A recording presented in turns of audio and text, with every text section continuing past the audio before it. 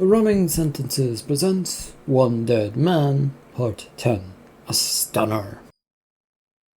The plots and plans to reveal where the dear leader might be hidden might bear fruit, or it might land them back in the hands of Gino, or maybe the soldiers, or maybe somebody else. Only time would tell. This story is written and narrated by Michael Henry. It is a work of fiction, so any names, characters, businesses, events, and situations within the story are products of the author's imagination. Any resemblance to real people, situations, characters, businesses, events, and/or fictional businesses, characters, events is purely coincidental. Copyright 2026, Michael Henry. All rights reserved. Crashing through the gate door, which offered no resistance and wasn't even closed, the two stopped and stared and looked about for answers. It was quiet in this encampment, surrounded by barbed wire fence and other fences.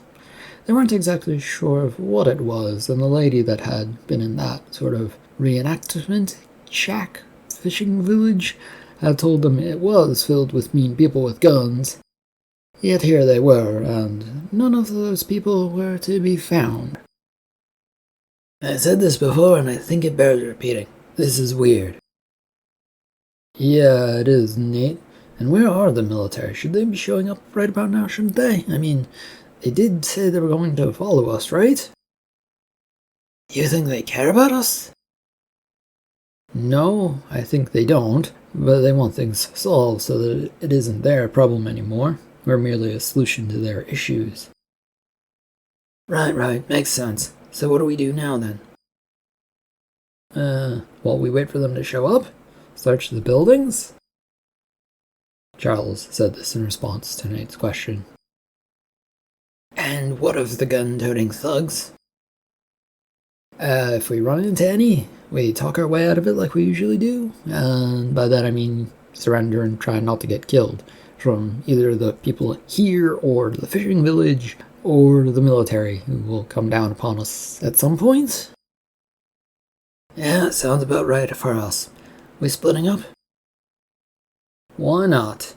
Better to cover more ground. You take the closest shack to the right, I'll take the one to the left.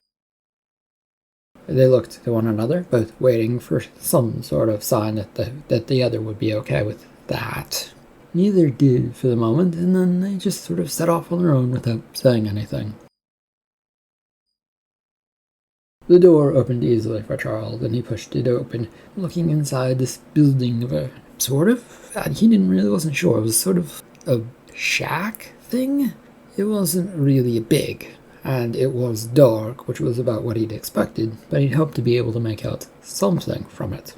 The moonlight from outside barely shone into this room as he stepped in, sliding his foot carefully forward, so he didn't make anyone aware that he was here. But then he broke that up. Hello, is anyone here? If there is, please don't shoot me. I'm here to save the day, not to harm anyone, since that would be a bad thing to do. No response, as expected, and he crept a little bit further forward, trying his best to peer through the blackness. Charles found himself wishing that he'd thought to ask for a flashlight from someone, but hadn't thought of it at the time. His hand idly reached for the wall, hoping to find a light switch of some sort. He felt something and flicked it, though nothing happened. I'm going to leave you alone, okay? But if you happen to know of the dear leader, or where he might be, it would be appreciated if you could tell me that, or if they have a body double, or somebody else in a puke yellow shirt, you know? His words died away as he waited for a response, and when none came, he slowly backed out of there. Nate had had enough of this. He kicked open the door to the shack in front of him. It was his first one, and a bright light spilled out of the now open door. All right, anyone in there want to answer some questions? If there is, come out with your hands up. There was some sort of noise coming from inside, but Nate couldn't see anyone, even though he could pretty clearly see this shack space, sort of a room. Maybe it was a sleeping space. Anyway, that noise came from the back, so he took a few steps inside to make sure he was hearing correctly. The military will soon be here to sweep this whole mess away. If you want to take advantage of it and not get caught by them, I suggest you show yourself. Another noise came from the back of this shack, so Nate took a few steps closer to it. It sounded to him like something was struggling or kicking at a wall. Do you need help? What's going on over here? Spinning about, Nate spotted Charles coming in. Aren't you supposed to be searching the other side? Yeah, but I heard you're yelling, so it sounded like something better was going on here, and it was better than exploring more dark rooms on my side. I searched too, but I heard some noise coming from the back of this place. They both paused and listened for a moment, and heard a slight thunk noise coming from that back wall. You're right, there is a noise. So what are you going to do? Chase after it? Or, what do you want to do? Why is it up for me to decide? It was your choice of this building to explore, so your choice, Charles said. Well, I think we should go look, but it also doesn't sound like he's in here. This is one big room. I don't see another space in here, so where would he be? A firm thunk, thunk came from the wall this time. I think that this, whatever it is trying to say that isn't true. What does it know? How would it know? Nate complained. Well, I know something, I guess. Let's just go to see the wall and see what let's see what there is to see. Feels like a trap. Everything does at this point, Nate. Sliding his foot forward, Nate also took careful steps to get him closer. Charles, though, just took those quick steps to the wall and began feeling around it. You're very courageous today. Huh? Maybe? Bored and want to get this over with so that I can go home to peace and quiet? A piece of the wall suddenly came away in his hands. Plywood or something similar that wasn't very thick. It was tossed to the side and they both knelt down since the opening only came up to their thighs in height. Hello? Who's in there kicking this fake wall if it is fake? Please do come out. We don't want to crawl in there to get you, Charles added. A set of tied-up feet appeared in the hole, and with a glance to one another, they moved to grab those feet. What are we even doing? Finding out what's going on for better and probably for much fucking worse? They dragged a rather slim-looking man who was bound up and gagged from this hole. It took a little finagling since they were placed against the wall laterally and there was little room between that fake wall and the real one. The pale-looking man looked at them pleadingly. Do we remove the gag? We want answers, don't we, Nate? Yeah, but is this dude gonna give them to us? Only one way to get an answer to that. With a sigh, they looked at the squirming man as Nate leaned over to see if he could get this gag off. It took a minute before he did, and the man started working his jaw. We need you to talk. I won't talk. I can't talk. There's nothing to talk about, this man said. Nate then looked over to Charles, who shrugged and turned his head towards the door. I guess leave him here, then, and put the gag back in. Don't want him yelling to the world. Pity you could have helped solve a case of a missing person, body double, leader of a country, or someone else. We don't really know. Unless you're just another distraction who didn't do their job. Instead of gagging him, though, Nate just dropped the gag on the man's face and walked out of the room. They left the shack and found themselves on the main road through this little beachside encampment village. Charles wasn't sure what it should or should not be called, and didn't really care at all. He looked about the place, which still had no one around. What do we do now? He asked. Head up to find the military and report our findings? We don't have anything to report, though. In fact, we have less than nothing thanks to leaving that man bound up, or whatever that guy was, in that shack. He has probably already escaped and is hopping his way to someone else to tell them things. Forward then to see what else this place has to offer. They kept walking for a while until they found themselves at a clearing that was surrounded by these huts. It was quite the space, a square, and it had a flagpole right in the center of it. There was no flag flying, nor was anyone around that they could see. Both had walked basically out into the middle of this square, which was ringed by lanterns that glowed a yellowish light, casting it all over the grounds. You know, this kind of looks like a military base, Charles commented. Yeah, I get that feeling as well, Charles. But what and why? This is where the leader was staying? He was hiding here, maybe? Neat theory. Any proof of it? And why would he? No proof, but if we're trying to get away from the likes of Gino, what would you do? Nate looked over at his friend with raised eyebrows. Hiding away at a temporary military camp? One that doesn't exist except on paper for a select few? And you only do that if you feel like someone is being a threat to you. Maybe the headquarters building in this camp has some sort of answers? Might, but they probably cleaned it out like the rest of this place. But yeah, we should go there. They both looked wildly about the square parade ground space until they spotted a building that was a bit bigger than the rest. Thankfully, it was right at the end, so it wouldn't be too hard to get to. That's our building, Nate questioned. We hope it is. Nate nodded to Charles' statement as they both marched their way across this sandy ground. It wasn't a difficult task, though the sand does get everywhere, so they were being careful with how they walked. The big shack actually lit up as they entered it. There were no signs of any people around, though it had maps, books, and other things scattered all about the place. A sense that people had left in a hurry occupied this room, with the way things stood, not weren't left. Nate took a few steps forward towards a table that had a map on it of the island. We're certainly finding something here. If we knew what we were looking for in the first place, though, Nate.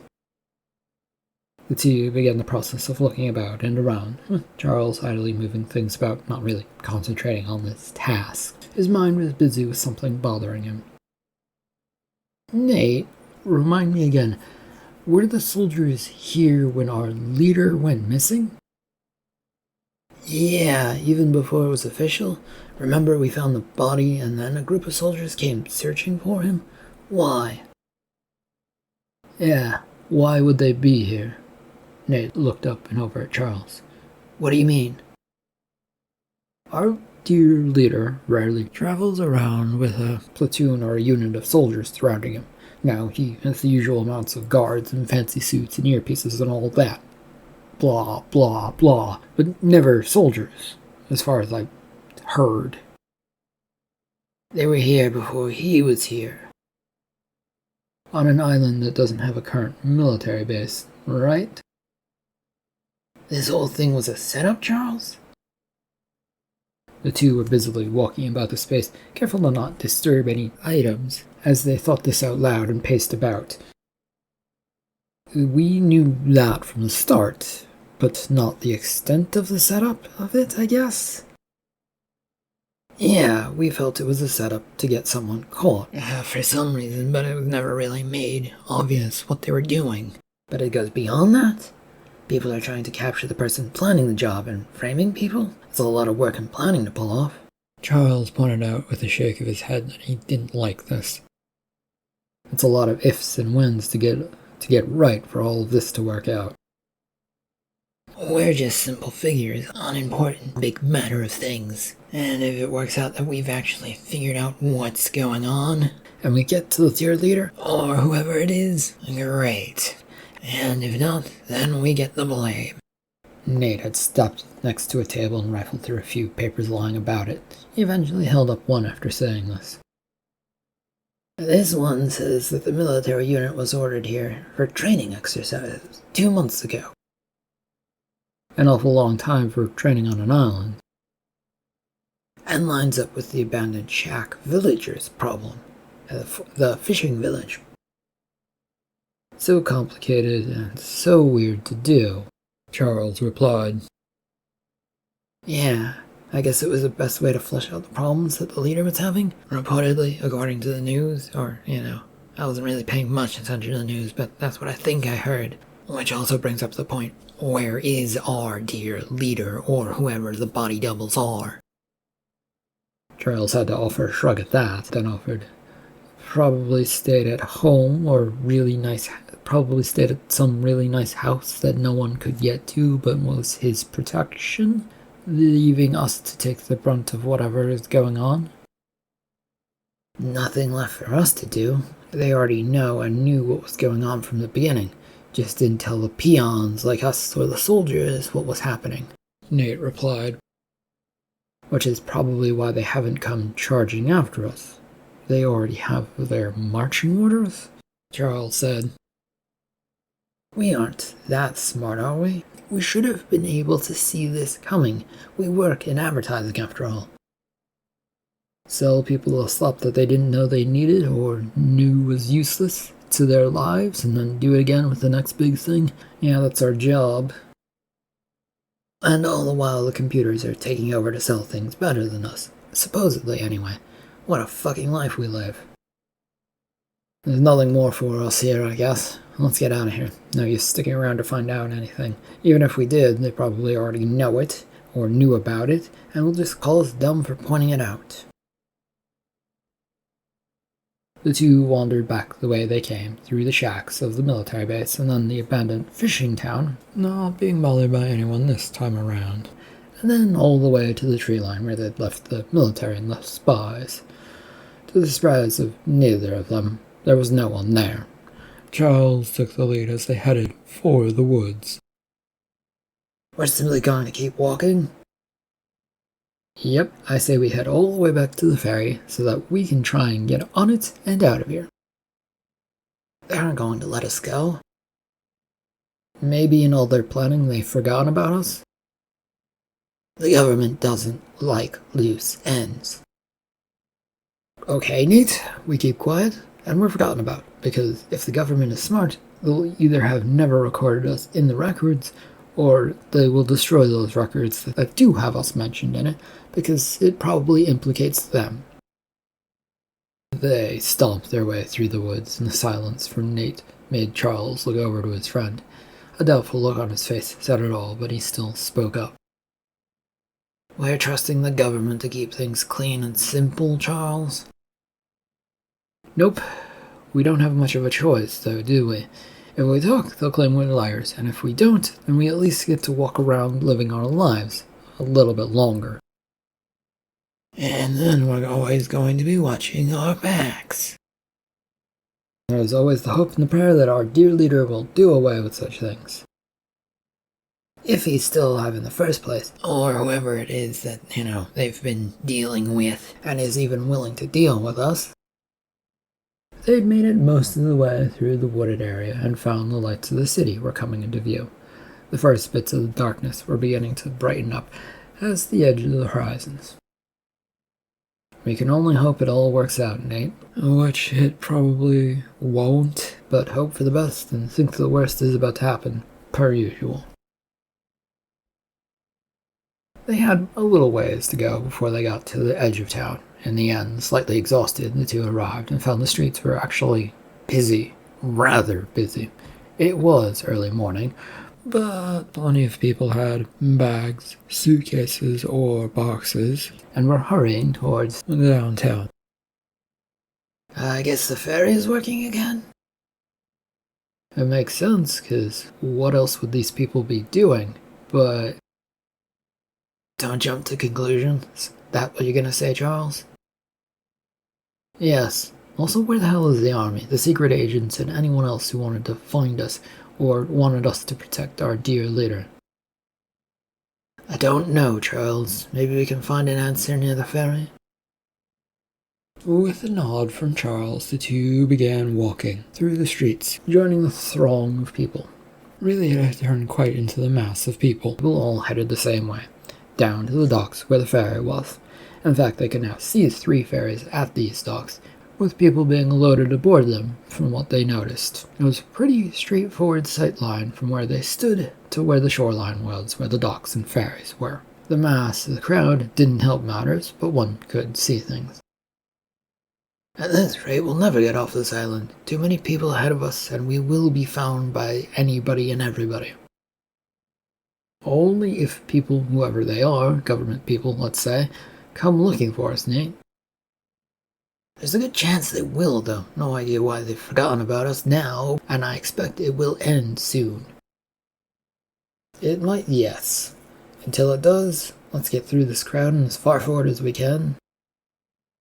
You think we can? You don't want to try, Nate? I'm scared of what angry people might do, Charles. Everyone here wants their turn, and isn't going to accept someone jumping in line in front of them. Not when they've been cooped up on the government orders.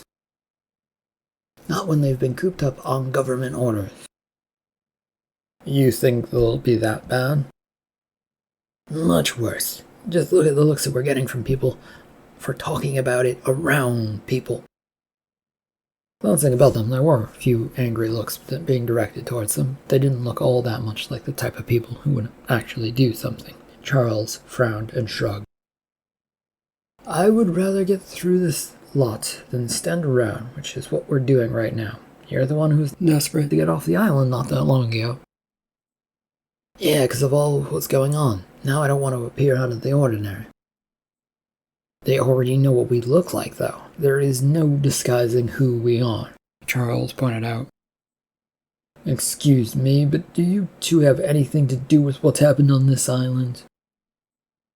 A sudden interruption from a man a few paces away caught both off guard. They looked over to see a lean-looking man with a nasty and easily seeable scar running across his chest. His shirt was sort of opened, maybe to show off?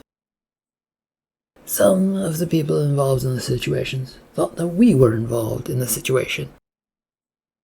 We weren't, though, Charles added. It was merely a mistake that we're now trying to hide from, he'd hurriedly added. The government spies and soldiers made snap decisions, Nate said. We think because they were paid off by a rich man who was, we think, trying to take over? These things were never made clear to us, Nate said. And frankly, it's best if you don't ask any more questions, mister. You don't want to get more involved with these people. They do have a habit of making those that know things disappear. Which is why 2 of us are trying to get away as fast as possible. The man who'd asked the question gave them a very doubtful look, but turned away after a few moments, sort of shading away from them. It was rather surprising when things started moving pretty quickly. More ships arrived and lots of people were being taken off the island. It felt like a good thing and potentially a bad thing to Charles, who noted a platform that had been built up near the docks. He had the thought and worry that they were all being whisked away, never to be seen or heard from again, and this whole thing was just going to be covered up or something like that. Still, he couldn't help but stare at what was going on around him. Charles, do you think we're actually going to go home? I hope so. My mind doubts it, though. Yeah, I just had the thought of so many boats coming in just to remove people from the island. And the next thing they'll do is remove the island so that no one can find out what happened here, Charles said, his tone going very dry. That is, if our leader is alive. Or whoever they put in power next decides who will erase away all of this mess. They found themselves approaching closer and closer to the platform. That wasn't raised much higher than them, but they could still see a bunch of figures on it. It did have some glass surrounding it, and there were figures standing on there, waving to the people.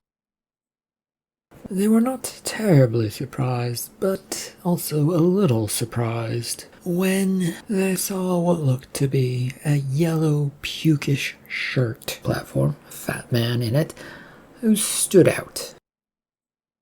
Is that... I guess, Nate, but I don't want to guess. Do we hide or stand out? Nate asked. I don't want to get spotted and taken out of the crowd. Who knows what these fools will try and do when they do? They should celebrate us. We solved this whole thing. Charles shot his friend a sad look.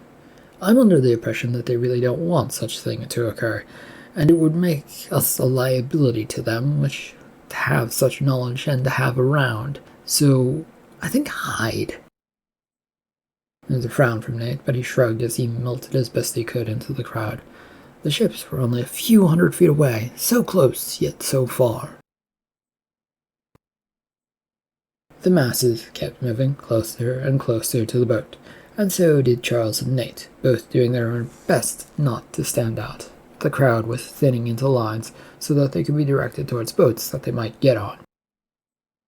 There were even a few soldiers directing the people into these lines. Nate worried and wondered what would happen to them, and even glanced towards the podium more than a few times. He couldn't tell if the person was another body double or not. He guessed it didn't matter that much.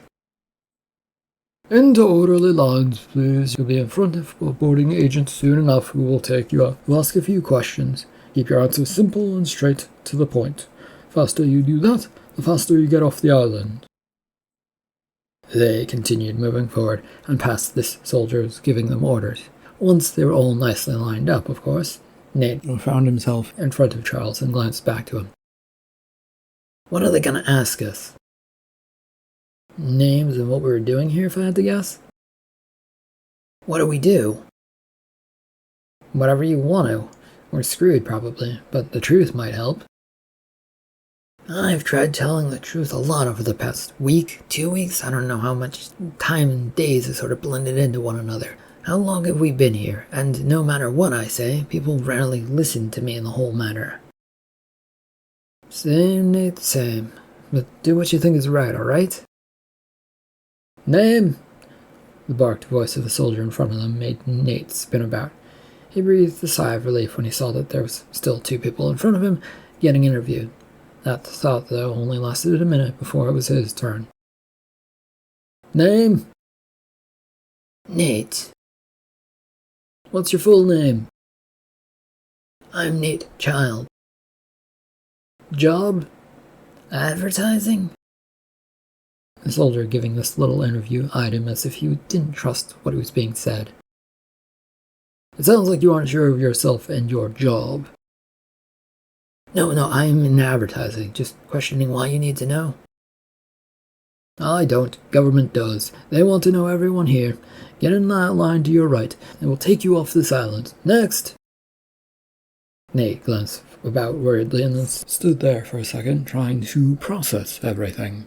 But a glare from the soldier told him he better keep moving on, otherwise he would get yelled at or someone might notice him. He took a few slow steps forward to get out of the way, and was able to hear what Charles went through. Similar questions, but in the end, his friend was directed to a different line.